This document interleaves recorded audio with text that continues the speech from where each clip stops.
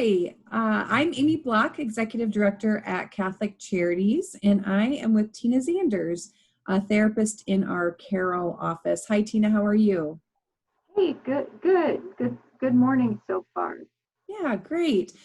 We talked previously about kind of fair fighting and when you're in a relationship, how to do that and conflict and things like that.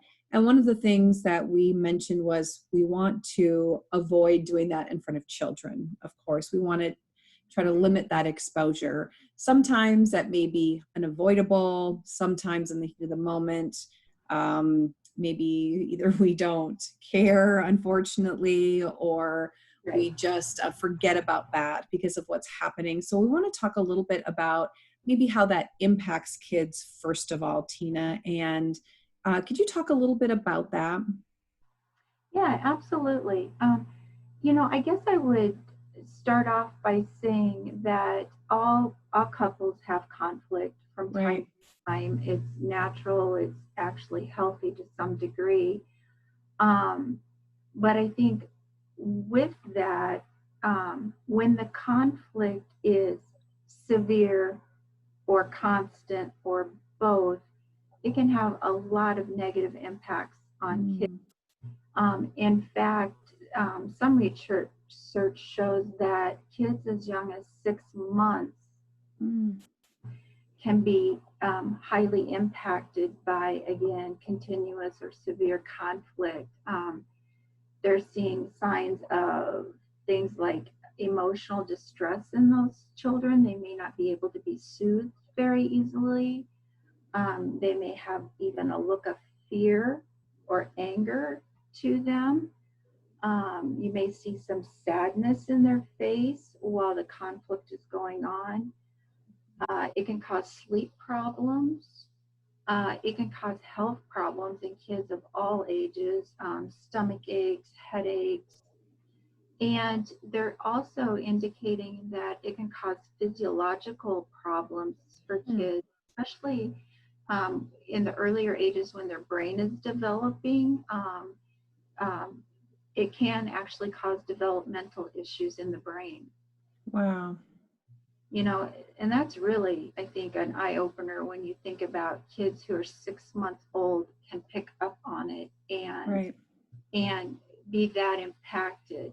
Um, of course, all ages of kids can be highly impacted by, again, constant and or severe conflicts in the relationship.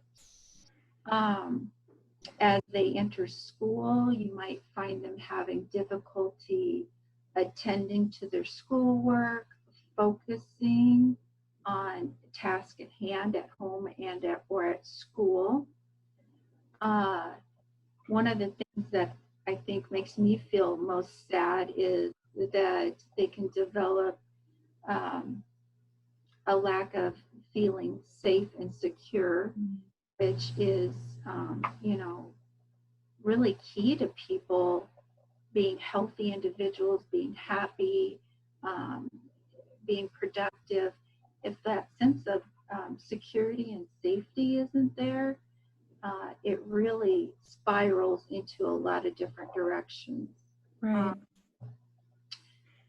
right. you might see kids as young as toddlers, but certainly up through teenagers and young adults, uh, maybe externalizing those emotions of being around that conflict all the time. You can see them demonstrate aggressive or hostile behavior, either in the home, out of the home, or both. Uh, Sometimes they become antisocial. It's just so much stimulation.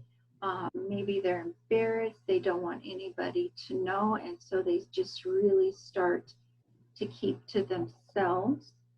Uh, Mhm. Again, behavioral problems, uh, talking back, um, not following rules, both at home and at school. They may be getting detentions. They may be showing disrespect to teachers and Mhm. with other peers. Right.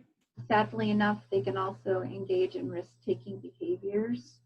Some of those might include uh, staying out all night, not coming home, people not knowing where they're at. Um, it can include drug alcohol use, breaking the law, and unfortunately, sometimes it can also include self-harm behaviors, whether it's self-mutilation, thoughts of suicide, or actual suicide attempts. So, the gamut Right. Right. is definitely there. Right. So Tina, you've talked a lot and you kind of preface that when kids are exposed to kind of that maybe constant or severe conflict that happens.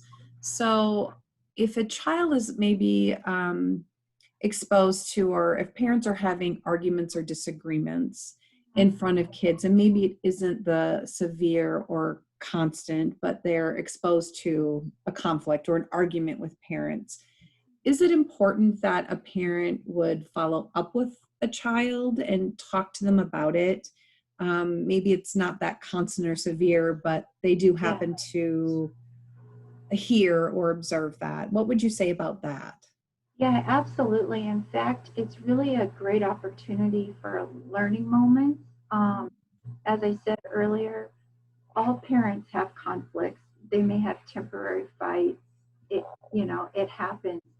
Um, but doing it in a respectful way, using good communication skills, um, using problem solving skills that the kids can see, role modeling those good behaviors.